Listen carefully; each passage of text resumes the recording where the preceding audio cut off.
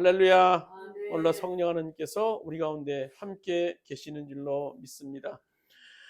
우리의 이 선교에 대한 그동안의 이 고정관념이라고 해야 될까요? 그것은 과거의 선교에 대한 고정관념이라고 한다면 해외에서 복음을 전하는 것. 그래서 저기 뭐 아프리카나 뭐 동남아시아 그것에서 복음을 전하는 것만 선교로 생각했던 때가 과거에 있었어요. 그러다가 이제 오래전부터 해외뿐만 아니라 국내도 선교지다라고 해서 이제 선교의 개념이 뭐 농어촌이나 뭐 저기 낙도라든지 떨어진 섬 같은 이런 데도 선교다. 그래서 어떤 교회는 뭐 국내는 전도팀, 해외는 해외 선교팀 이렇게 나눠서 이제 선교를 감당했는데요. 이제 보면 이 국내외가 선교지임은 물론이고 더 나아가서 보면 이 교회 안에도 선교지가 된 것 같아요. 교회도 어느새 모르게 선교지가 됐어요. 그래서 선교적 교회를 얘기했던 레슬리 뉴비긴이 30년 동안 인도에 나가 선교하다가 고국인 영국에 들어와서 보니까 인도가 선교지가 아니라 자기 고국이 선교지. 그래서 이교도들로 막 세속적으로 되어 교회 자기 영국을 보면서 그것부터 선교를 해야겠다라고 깨달았던 것처럼 지금도 보면 이 국내외 선교도 물론 중요하겠지만 보면 교회 안에 더 많은 선교의 대상들이 있는 것 같아요. 십자가 복음이 교회 밖에만 필요한 줄 알았는데 이제 교회 안에 필요한 사항들이 지금 이미 되고 가고 있습니다. 그래서 교회가 세상을 염려할 때가 아니라 교회가 세속화되어 가는 것들을 우리가 염려할 때가 되었다고 우리가 생각할 수 있어요. 그래서 교회 안에서 수없이 양산되고 있는 가난한 교인들, 교회에 적은 두고 있거나 나가지 않는 그 성도들을 보면 교회 안에 복음이 얼마나 필요한지를 우리가 깨달을 수 있어요. 디모데후서 3장 5절에 보면 이렇게 말합니다. 경건의 모양은 있으나 경건의 능력은 부인하는 자니. 그러니까 교인인 척, 종교 생활하는 척, 경건의 모양은 있는데 경건의 능력, 오늘 십자가의 복음의 능력이 없이 사는 사람들을 얘기하는 거예요. 많은 사람들이 십자가의 복음을 믿는다고 하지만 삶의 열매가 없어요. 십자가 복음이로 인한 삶의 열매가 없어요. 그래서 십자가 복음이 정말 너무나 미력하게 느껴질 때가 많습니다. 정말 십자가 복음이 우리 삶에 하나를 바꾸지도 못할 정도로 정말 무력한 겁니까? 십자가 복음을 믿는 자들에게 나타나는 놀라운 일들에 대해서 오늘 예수님께서는 요한복음 7장 37절 38절에 이렇게 말해요. 누구든지 목마르거든 내게로 와서 마시라. 나를 믿는 자는 성경의 이름과 같이 그 배에서 생수의 강이 흘러나오리라 하시니. 오늘 십자가 복음을 믿는 사람, 오늘 예수님으로 거듭난 사람은 그 배에서 생수의 강이 막 흘러넘쳐야 되는 거예요. 그래서 그 배라는 뭡니까? 우리가 바다에 타고 다니는 그 배가 얘기하는 거 아니에요. 여기 원어에 보면요, 헬라어 코일리아라라고 해서 방 또는 내실을 의미하는 것으로서 인간이 가장 깊은 마음을 얘기하는 거, 마음. 뭐 우리들이 마음 깊은 곳에서 생수의 강이 막 흘러나오는 것, 주님을 믿는 자는 이렇게 흘러나온다는 거예요. 이 흘러나오는 건 뭘 얘기하는 거예요? 오늘로 예수님으로 말미암아 새롭게 태어난 사람이라면요, 그 흘러나옴을 통해 주변에 많은 선한 영향력들을 미치는 사람들을 얘기하는 거예요. 그래서 예수 믿는다고 하면서 뭐 전도한다고 하면서 예수 믿으세요. 그것도 물론 중요하겠지만 그것보다도 우리의 삶의 모습을 통해서 예수가 증거돼야 되는 거예요. 그래서 가정에서나 직장에서나 학교에서나 놀라운 은혜를 끼치며 사는 사람, 그런 사람들. 그래서 십자가의 복음이 새롭게 된 증거는요, 생수의 강이 막 흘러넘쳐서 주변 사람들이 먼저 알게 되는 겁니다.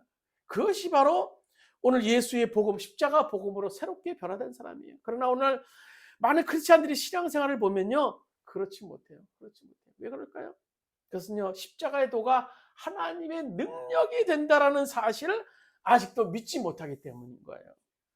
오늘 우리가 읽은 본문 고린도전서 1장 18절 말씀 보시면 십자가의 도가 멸망하는 자들에게 미련한 것이요 구원을 받는 우리에게는 하나님의 능력이 다라고 말씀해 주고 계세요. 예수 십자가의 말씀이 어떤 사람에게는 미련한 것처럼 보이지만 어떤 사람에게는 구원을 받는 우리에게는 하나님의 능력이 돼야 되는 거예요. 능력이. 많은 성도들이 교회 다니지만 예수님과 인격적인 만남이 없어요. 뜨거운 만남도 없어요. 그래서 간직할 것도 없고 그러다 보니까요. 종교 생활하는 거 종교에서 왔다 갔다. 그러다 십자가의 능력이 아닌 종교적인 상징이 우리들의 십자가는 될 수밖에 없었던 겁니다. 십자가의 복음은요. 생각하면 생각할수록 정말 놀라운 일이 아닙니까? 예수님께서 나의 죄를 짊어지시고 십자가에 달려 죽으셨는데 오늘 그 놀라운 역사가 오늘도 우리의 역사가 될 수 있다는 겁니다. 그 놀라운 일들이 믿기만 하면 누구나 다 구원받는다라는 거예요. 정말 이게 놀라운 일 아닙니까? 정말 이게 복음 중에 복음이에요. 복음 중에 복음. 그런데 우리 대부분 많은 사람들은요. 속죄 은혜까지만 믿어요. 속죄 은혜까지. 예수님께서 나의 죄를 속죄하셨으니까 은혜를 베푸셨으니까 나는 죽으면 천국 가겠지. 천국 가게 하셨어. 거기까지 믿어요. 그런데 이 땅에서 우리가 어떻게 삶을 살아야 될 것인가 생각이 없어요. 나 하나 죽으면 천국 가게 하시려고 오늘 예수님께서 과연 십자가를 지셨겠습니까? 그 높은 보좌를 버리시고 그 땅에 고초를 당하시면서 나 하나 천국 가게 하시려고 그렇게 하셨습니까?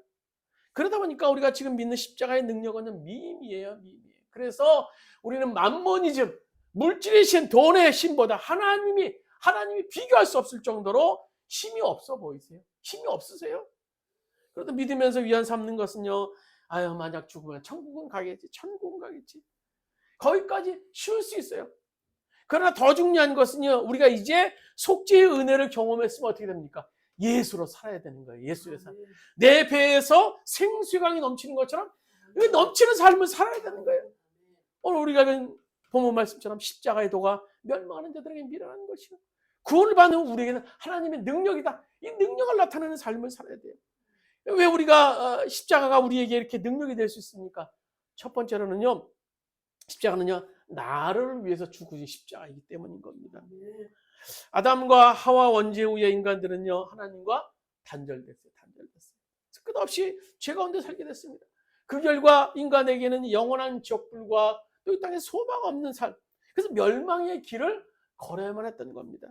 이런 우리를 구원하기 위해서 어떻게 했습니까? 하나님께서 독생자 예수 그리스도를 이 땅에 보내시고 그분은 십자가에서 우리의 죄를 대속하기 위해서 죽으셨어요. 십자가상에서요. 근데 사실 여러분 십자가라는 것이 그렇게 우리에게 십자가는 자체는 선망의 대상이 되거나 귀하게 여길 만한 것은 사실 십자가는 아니에요. 십자가라는 건요. 교회 강대상에 막 정면에 붙이고 막 목걸이를 하고 가슴마다 달고 다니면서 그럴 만한 것이 십자가가 될까? 십자가는요 뭡니까? 그 시대에 가장 잔인한 형벌을 실행하는 사형틀이에요. 사형틀. 얼마나 끔찍한 겁니까? 십자가라는 것이요. 사형틀이에요. 전하는 말에 의하면요 십자가라는 것은요 어떤 정신병자가 만들었는데요. 정신병자가 교도소에 있다가 바등바등 되는 그런 벌레, 자기를 괴롭히는 그런 벌레 하나를 잡아놓고 너무나 자기를 괴롭히니까 원수 갚는다고 그 벌레를 이제 벽에 나무에다 못 박아서 매달아 놓고 바등바등 되는 것을 보고 출교한 데서 기인했다고요. 그래서 극악무도한 죄인을 땅에서 들어올려서 나무 위에 높이 위에 달려서 죽이는 형벌, 가진 모욕을 다 당하면 죽이는 형벌로 발전했다고 합니다. 그래서 로마인들도 이 끔찍한 이 형벌, 이 잔인한 형벌을요 자국민에게는 실행하지 않았고 지배민족에게만 국한적으로 시행했어요.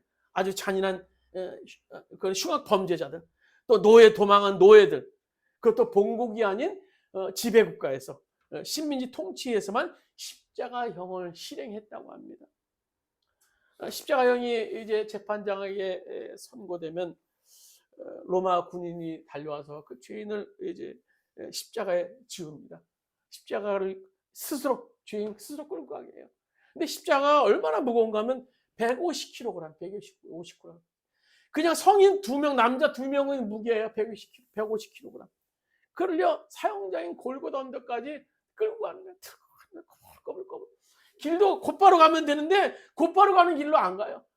한꺼번에 사람들 많은데 막 창피해주기 위해서 막 본보기로 보이기 위해서 그걸 끌고 올라가요. 예수님께서 그 길로 올라가셨어요. 그 길이 얼마나 힘드셨는지 예수님께서 계속 써주십니다. 그 순간 예수님은요, 신이 아니에요. 인성을 지니신 분이 우리와 똑같은 분이십니다. 우리들의 죄를 대속하기 위해서는요, 예수님이 신이셨지만 우리의 인성을 똑같이 지니셔야만 됐어요. 그래서 예수님께 너무나 그 십자가 지는 것이 고통스러워서 거둬들라고 오늘 하나님 아버지 기도까지 하지 않으셨습니까? 예수님께서 그 인성을 지고 그 고통의 순간에 십자가를 지고 올라가셨어요. 끝까지 올라가십니다. 근데 골고다 온다고 올라가서 끝나는 것이 아니라 고통은 그때부터 시작돼요. 올라가자마자 로마 병정들은 채찍으로 그 죄수를 내려쳐요. 9개의 가닥으로 된 그런 가죽 채찍. 그것도 그냥 채찍이 아니에요. 그 채찍 사이사이마다 군데군데마다 쇠 조각이나 동물의 뼈 조각이 달려있어요. 그 얼마나 아프겠습니까? 내려칠 때마다 막 살점이 찢기고 피가 콸콸 납니다. 그래서 아주 실신하기 직전까지 그렇게 로마 병정들이 때린다고 합니다. 그렇게 해야만 십자가에 이제 매달리기 쉽기 때문에. 그래서 어떤 죄수는요, 채찍질에 맞아서 죽는 경우도 있고요. 죽은 채 십자가에 매달리는 경우도 있다고 합니다. 거의 실신될 정도로 채찍질을 당해요. 매달린 십자가의 죄수는요, 장렬하는 팔레스타인의 그 태양을 맞다 보니까 너무나 뜨거워서 막 두통이 와요. 이런 말해서 머리 깨질 것 같은 두통. 또 이어서 밤이 되면요, 살갗을 찔 것 같은 그런 아주 추위, 아주 그 찬 냉기가 살갗을 파고들어옵니다. 아픔을 견디다. 그러다 보면 낮에 되면 타운 햇볕 속에서 또 모기와 이 파리떼들이 막 곤충들이 피를 빨아먹지만 뭐 어떻게 반응할 수도 없어요. 가만히 있어요. 하늘에는 까마귀가 막 울면서 돌아다녀요. 그러다가 죽음을 맞이하는 것이 십자가의 형이라는 겁니다. 왜 예수님께서 이런 고통을 당하셨을까요? 이 방법 말고는요, 너무나 사랑하시는 우리 인간을요, 구원할 방법이 없으셨기 때문인 거예요. 자신의 호흡을 담아서, 자신의 형상을 담아서 너무나 사랑하셔서 우리를 바라보시기만 하셔도 너무나 기뻐하시는 인간, 그 인간을 구원할 방법이 없으셨어요. 예수의 대속 십자가 말고는요, 인간의 죄악의 문제를 해결할 방법이 없으셨던 거예요. 이런 예수 그리스도의 십자가의 은혜로 우리들은요, 속죄의 은총을 받게 되었고, 우리가 죄가 깨끗이 씻김을 받게 됐던 겁니다.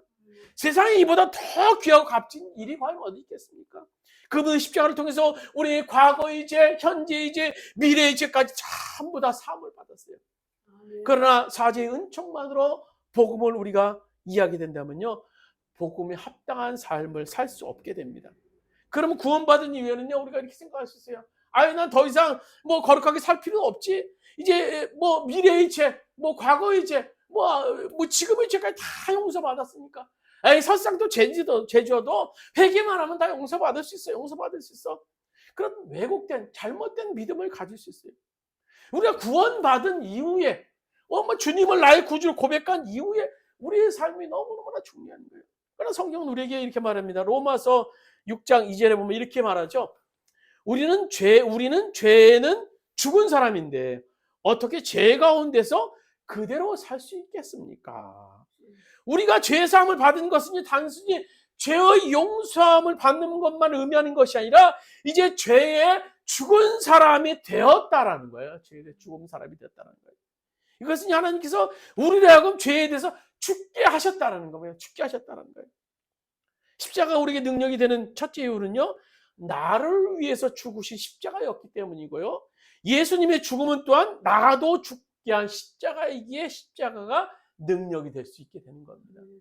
오늘 첫 번째로는 예수님께서 나를 위해 죽으신 십자가였기 때문에 십자가 능력이 되는 거고요, 두 번째는 십자가상에서 내가 죽었기 때문에 십자가 능력이라고 얘기할 수 있는 거예요. 2000년에 예수님께서 죽으셨을 때 나도 죽었다라는 이 원리, 우리는요, 예수님과 연합된 존재예요. 연합의 원리로 이것을 설명할 수 있어요. 흔히 예수님을 믿는다고 하면서도 예수님이 나의 죄를 대신해서 죽으셨다는 것은 우리가 알지만요, 나도 예수님과 함께 십자가에 죽었다라는 사실을 가슴으로 받아들이기는 쉽지 않아요. 믿기는 참 어려워요. 부끄러운 얘기지만 과거에 저도 예수님이 나와 함께 죽으신 것에 대해서 정확히 알지는 못했어요. 이것은요, 우리 자아가 이미 십자가에 못 박혔음을 의미하는 겁니다. 그것은요, 성경은요, 옛사람이 죽었다라고 얘기하는 거예요. 옛사람이. 그래서 나의 욕심과 나의 분노, 시기, 성공, 두려움, 나 무게라는 존재, 그러니까 이미 예수님과 함께 십자가에 못 박혀 죽었음을 의미하는 거예요. 그래서 우리 갈라디아서 2장 10절 말씀하고 있지 않습니까? 내가 그리스도와 함께 십자가에 못 박혔나니 그런즉 내가 사는 것이 아니오 오직 내 안에 예수 그리스도가 사시는 것이다. 어떤 사람은요, 이렇게 얘기를 해요. 아유, 좀 안 죽고 믿으면 안 됩니까? 좀 살아서 나 믿고 싶어요. 너무나 죽는 거 너무나 싫어요. 왜 다 포기해야 됩니까? 왜 다 포기해야 돼요? 뭐 다른 종교들 보면요, 그냥 뭐 착한 일하고 선행하고 뭐 도 닦고 하면 뭐 천국 가고 뭐 천당 가고 뭐 그렇다고 할 수 있는데 왜 기독교는 왜 꼭 죽어야 됩니까? 라고 얘기를 해요. 죽기 전에는요, 안 죽는 것이 좋은 것 같아요. 그러나 죽고 나면요, 죽어도 제대로 죽고 나면 죽는 것이 복이라는 사실을 깨닫게 돼요. 사실 자신이 안 죽고 신앙생활하는 것은요, 믿음생활이 아니라 종교생활이었어요. 종교생활. 여러분, 안 죽고도요, 신앙생활 할 수 있어요. 안 죽고도 목사도 할 수 있고요, 뭐 장로도 할 수 있고, 뭐 집사, 뭐 권사 다 안 죽고 할 수 있어요. 안 죽고도 할 수 있어요. 그러나 우리 안에 있는 이 자아의 실상에 대해서 우리가 깨닫고 나면, 알고 나면요, 내가 죽는 것이 정말 복이구나라는 사실을 깨닫게 될 수 있는 겁니다. 우리가 그래도 하나님 나라의 백성이라고 말씀대로 살려고 우리는 얼마나 노력합니까? 경건하게 살려고 얼마나 노력해요. 못된 성질 죽여보려고 노력하고, 두려움, 뭐 염려, 분노, 뭐 시기, 질투, 막 못된 마음 죽여보려고 막 무진 애를 써요. 그러나 결국은요, 저도 그렇지만 늘 실패와 좌절로 인해서 나에 대해서 자책만 하게 돼. 야, 나는 이것밖에 안 되는구나. 나는 이것밖에 안 돼. 나는 이것밖에 안 돼. 이어지는 깊은 절망. 이것이 오늘 살아있는 이 자아의 실상인 거예요. 결국 늘 실패와 좌절만 주는 것이 우리의 옛사람의 모습이에요. 우리 자아라는 존재는 사실요, 쇳덩어리입니다. 쇳덩어리. 아담의 불순종의 피로 시작한 우리의 자아의 실체는요, 죄입니다. 그래서 앤드류 머레이가 쓴 책에 보면요, 나를 버려야 예수가 산다라는 책에 보면요, 그는 자아에 대해서 세 가지로 정리하고 있어요. 자기 고집, 자기 과신, 자기 높임. 자기 고집은요, 고집스럽게 인간은 자기 기쁨만을 추구한다는 거예요. 자기 기쁨. 그러나 인간은 자에게 속고 있다고 얘기해요. 왜냐하면 인간은 원래부터 자기의 뜻을 추구하는 존재가 아니라, 거기서 기쁨을 추구하는 존재가 아니라 하나님의 뜻을 추구하면서 기쁨을 찾는 존재였기 때문이라는 겁니다. 또 두 번째로 자기 과신은 뭡니까? 자기를 의지하여 자기 노력에 희망이 있음을라고 생각하는 거예요. 자기 노력에 희망을 거는 거예요. 그리스도의 삶에 나타나는 모든 실패의 원인은요, 예수를 의지하지 않고 오늘 저주받은 우리의 자아를 의지하기 때문인 겁니다. 또 세 번째로 자기 높임이라는 것은요, 자기를 높이는 겁니다. 그래서 우리는요, 타인의 칭찬에 대해서 굉장히 목말랍니다. 사람들이 나에 대해서 어떻게 말할까? 나에게 어떻게 평가할까? 이것이 자기 높임이라는 겁니다. 자기 고집, 자기 과신, 오늘 자기 높임. 이런 것들이 우리의 자아의 실상이에요. 이런 우리의 이 자아가 변할 수 있을까요? 우리가 흔히 이런 말을 해요. 아유, 저 인간 보니까 사람은 절대 안 변해. 사실 사람은 변하지 않아요, 여러분. 변할 수 없어요. 뭐 저를 포함해서 크리스찬들이 막 기도 열심히 하고 새벽기도 열심히 하고 뭐 찬송 부르고 막 열심히 교회 출석하고 뭐 퀴트도 하고 막 그러면 달라지는 줄 알아요. 점점 죄가 조금씩 사라지고 예수님의 사람으로 변화되는 줄 알아요. 그러나 그렇지 않아요. 사람의 본성은 절대 변하지 않습니다. 그래서 인간을 향한 하나님의 방법 역시 변화가 아닙니다. 뭡니까? 변하는 정도로 인간이 정말 소망이 없음을 예수님께서 하셨어요. 그래서 예수님께서 하신 것은요, 피가 바뀌는 역사, 생명이 바뀌는 역사로 예수님께서 행하신 거예요. 그래서 예수의 피로, 예수의 생명으로 인간의 그것에 그밖에 소망이 없음을 예수님께서 하셨어요. 그래서 우리 로마서 6장 6절에 보면 우리 주보에 있는 말씀 한번 같이 한번 읽도록 하겠습니다. 요 로마서 6장 6절입니다. 우리가 알거니와 우리의 옛사람이 예수와 함께 십자가에 못 박힌 것은 죄의 몸이 죽어 다시는 우리가 죄에게 종노릇하지 아니하려 함이냐. 죄의 몸이 죽어요. 우리 죄의 몸이 우리가 죽어서 다시는 죄에게 종노릇하지 아니하려 합니다. 우리의 옛사람은 이미 예수님께서 십자가에 달려 죽으실 때 십자가에 못 박혀서 죽었습니다. 여러분 믿으십니까? 이게 사실이에요. 이것이 우리의 자아가 그것을 죽었다는 것을 우리가 볼 수 있어야 돼요. 이것이 인간을 향한 하나님의 방법인 겁니다. 변화시키고 뭐 조금 어떻게 하시는 것이 아니라 우리가 자아가 이미 우리 죄된 자아가 십자가에 못 박혀 죽었다라는 거예요. 예수님께서 죽게 하셨다라는 거예요. 그래서 우리 죄덩어리인 자아로 도무지 아무것도 할 수 없으니까, 변화받을 수 없으니까 예수님께 십자가에 못 박혀 죽으시면서 우리도 죽게 하시는 거예요. 아무리 노력해도 가라지는요 알곡으로 변하지 않습니다. 그렇지만요 이 변화하지 않는 가라지를 알곡으로 만들어 주시는 것이 바로 예수님의 십자가 복음인 겁니다. 그래서 이 복음을 알면요 정말 자아의 죽음이 기쁨일 수 있게 되는 겁니다. 그래서 이 환희에 찬 이 사도 바울의 고백을 보세요. 여러분, 제가 그리스도와 함께 십자가에 못 박혔습니다. 오늘 바울은요 로마에서 자랑하고 다녀요. 여러분, 제가 그리스도와 함께 십자가 못 박혔어요. 지난날 바울은요 얼마나 기쁨과 좌절의 삶을 살았는지 몰라요. 로마서 7장 23절 24절에 보면 이렇게 말하고 있죠. 내 지체에는 다른 법이 있어서 내 마음의 법과 맞서 싸우며 내 지체에 있는 죄의 법에 나를 포로로 만드는 것을 봅니다. 아, 나는 비참한 사람입니다. 누가 이 죽음의 몸에서 나를 건져주시겠습니까? 오늘 바울 사도 안에 속사람과 겉사람이 늘 투쟁하는 거예요.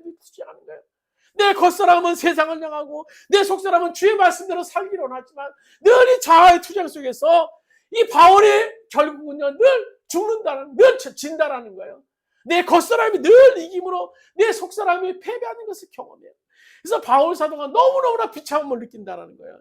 그래서 이 죽음의 몸에서 누가 좀 나를 건져주시겠습니까? 그러나 비로소 사도 바울은요 자신의 죽음 앞에서 소망과 생명이 있음을 보게 되는 거예요. 그리고 그는 외칩니다. 내가 그리스도와 함께 십자가에 못 박혔습니다. 내 자아가 죽었습니다. 나의 옛사람이 죽었습니다. 고백하고 있는 거예요. 왜 그에게 죽는 것이 이렇게 기쁨이고 환희가 될 수 있었겠습니까? 바로 그는 죽을 때 비로소 살 수 있다는 진리를 깨달았기 때문인 겁니다. 나의 자아라는 실체가 죽을 때 내 안에 계신 예수가 살아있다는 진리를 바울 사도는 깨닫게 됐던 거예요. 우리 자아의 죽음에 대한 진정성이 나타나게 되는데 그것은 이제 우리가 어떻게 돼? 예수로 사는 겁니다. 예수로 사는 거예요. 여전히 이 옛자에 붙잡혀서 사는 것이 아니라 예수로 사는 거예요. 어느 분이 이제 믿음 좋은 분인데 직장 선교사가 자기가 되겠다고 하시면서 새로운 직장을 들어갔어요. 그래서 나는 이제 정말 직장 선교사로서 내가 이 사명 감당하겠다. 굳은 마음으로 들어갔어요. 그래서 나는 직장 선교라는 마음을 가지고 이제 회사 생활하다가 회식할 때가 됐어요. 회식하게 되는데 회식 자리에서 높은 분이 상무님이 그분에게 술잔을 주시는 거예요. 술을 권유하는 거예요. 그래서 그는요 직장 선교사가 어떻게 술을 먹습니까? 그래서 거절을 했어요. 그랬더니 옆에 있던 부장이 그 사람 뺨때기를 막 올려쳤습니다. 너무나 큰 모욕감에 빠지게 되는 거예요. 그래서 내가 이 회사를 계속 다녀야 되나? 다음날 기도원에 올라갑니다. 주님, 직장 선교사가 뭐 다 때려치겠습니다. 이제 저 이제 그만 다닐래요. 근데 기도하는데 주님의 음성을 듣게 돼요. 야, 나는 십자가에 달리면서 그 꽃길에서 그 빨가벗고 모욕당하고 그 채찍질 당하고 그 괴로움 당했는데 네가 직장 복음한다고 선교사 한다고 하면서 그 뺨 한 대 맞은 거 가지고 그거 가지고 이렇게 슬퍼하고 뭐 못하겠다고 내려놓겠냐? 그게 네가 직장 선교사냐? 그런 주님의 음성을 듣게 깨닫게 되는 거예요. 그래서 주님 말씀에 울면서 그들은 말씀 울면서 내려오면서 다시 출근을 하면서 그것에서 사명을 감당했다는 얘기를 들은 적이 있습니다. 자아가 죽었다는 것은요 이제 육신이 이끄는 대로 살지 않고 육신이 이끄는 대로 결론을 맺지 않고 삶을 사는 것을 의미해요. 저는 육신의 종로로 됐어요. 이리 끌려가자면 이리 끌려가고 저리 가자면 저리 가고 내 혈기대로 오늘 내 감정대로, 내 생각대로, 내 계획대로, 내 야망대로 막 살았어요. 그런데 이제 그런 내가 예수와 함께 죽었어요. 이제는 육신이 하자는 대로 살지 않고 주님이 하자는 대로 사는 겁니다. 이것이 어떻게 가능합니까? 이것이 바로 십자가의 능력이 행할 수 있는 거예요. 오늘 십자가가 미련한 사람에게는요, 정말 힘없어 보이지만요, 믿는 우리에게는 십자가는 하나님의 능력이 될 수 있는 거예요. 우리 안에 죽은 옛자를 통해서 십자가의 능력이 나타날 수 있게 되는 겁니다. 마지막으로 십자가가 왜 우리에게 능력이 될 수 있습니까? 그거는요, 십자가는 믿게 하는 능력이기 때문입니다. 십자가는 믿게 하는 능력. 우리가 예수님과 연합을 이루기 위해서 먼저 우리 자아가 2000년 전에 이미 십자가에 죽었음을 믿어야 되는 거예요.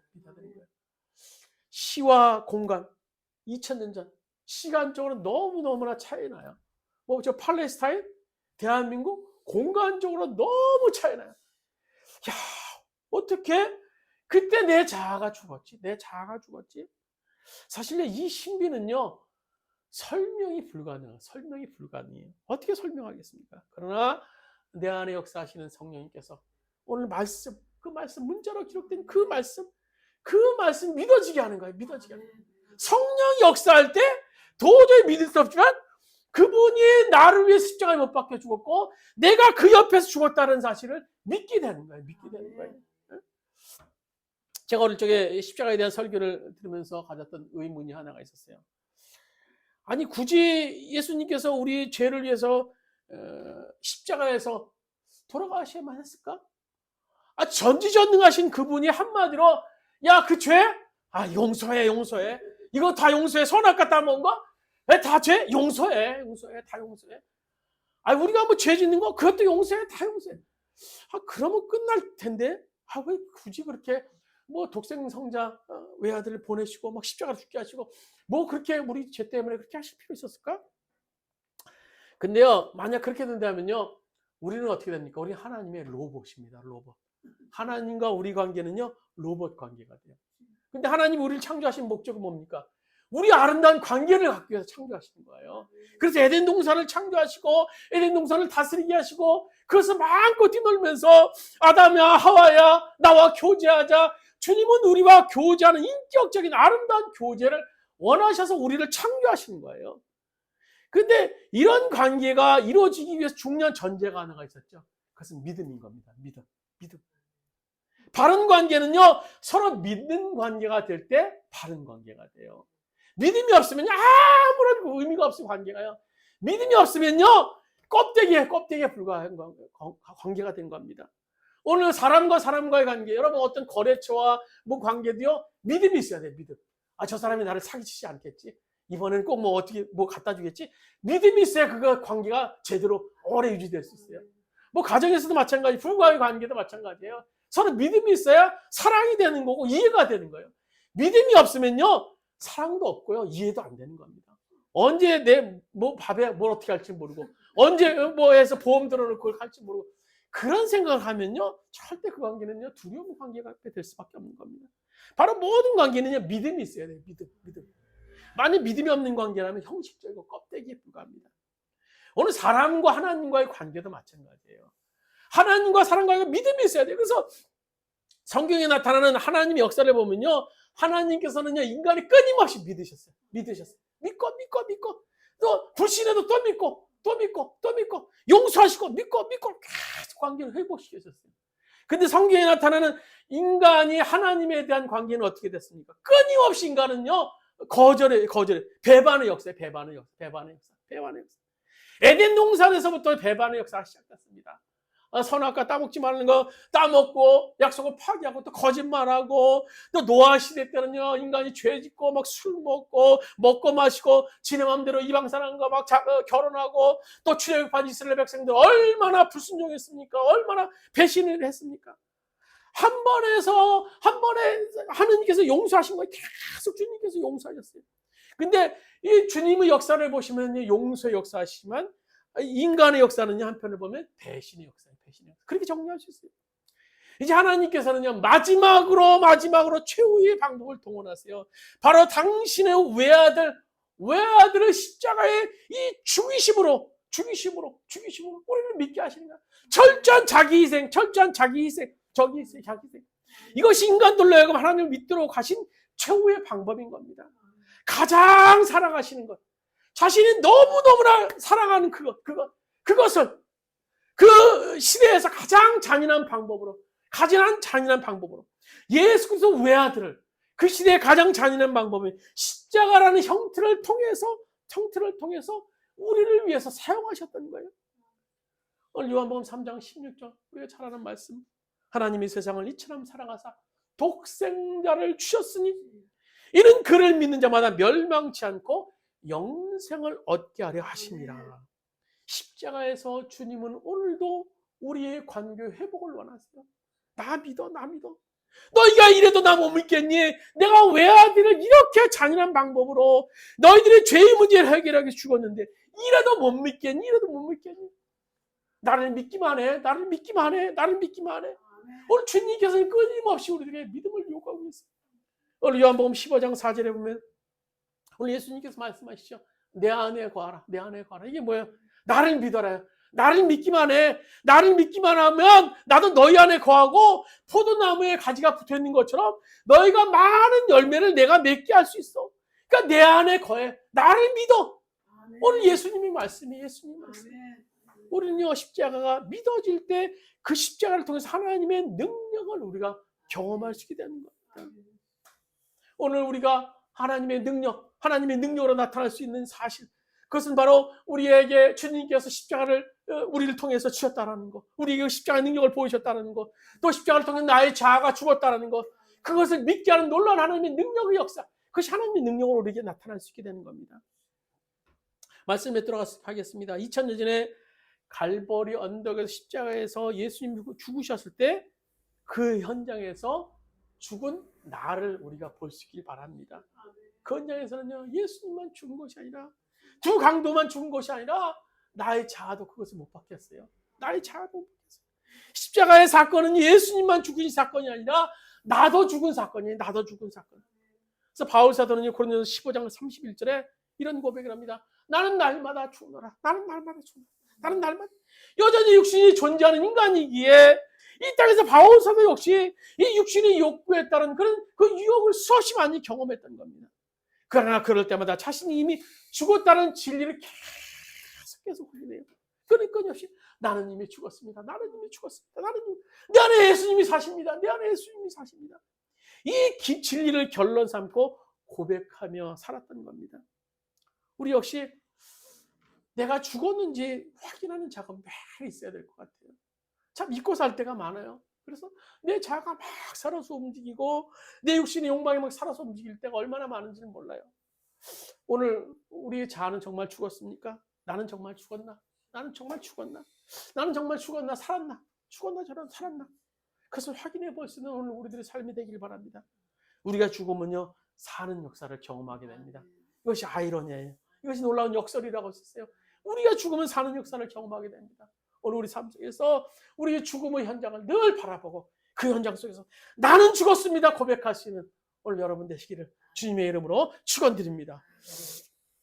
우리 잠시 기도드리겠습니다. 하나님, 오늘 우리 죽음의 현장 속에서, 예수님이 죽음의 현장 속에서 나도 죽었음을 포기하여 주셔서 많은 것들이 오늘 우리를 유혹하고 우리의 욕망을 자극하고 우리의 죄된 모습을, 죄된 자리로 우리를 이끌려고 하지만 우리의 옛자가 죽었음을 우리가 고백할 수 있도록 인도하여 주셔서, 그래서 하나님의 능력이 오늘로 우리가 믿는 자들이 나타날 수 있도록 주님께서 역사하시고 인도하여 주셔서 주님의 충만한 역사가 우리 가운데 증거되는 삶을 살 수 있도록, 그래서 우리가 매일매일 나는 죽었습니다. 원래 복잡한 일상, 다변하는 일상 속에서 고백하는 삶을 사는 우리들의 스스로 주께서 인도하여 주시옵소서. 이제는 우리 주 예수 그리스도의 은혜와 하나님 아버지의 원하신 사랑하심과 보혜사 성령님의 감화 감동 내지 교통하시는 종이 나의 자아가 죽었고 십자가의 능력으로 말미암아 내가 새롭게 되었음을 고백하며 그 고백대로 삶을 살기 원하는 우리 모든 주원교 성도들 머리에, 그의 가정의 사업장과 직장의 이민족의 땅의 모든 교회에 이 영원까지 함께 하시기를 간절히 축원하옵나이다. 아멘.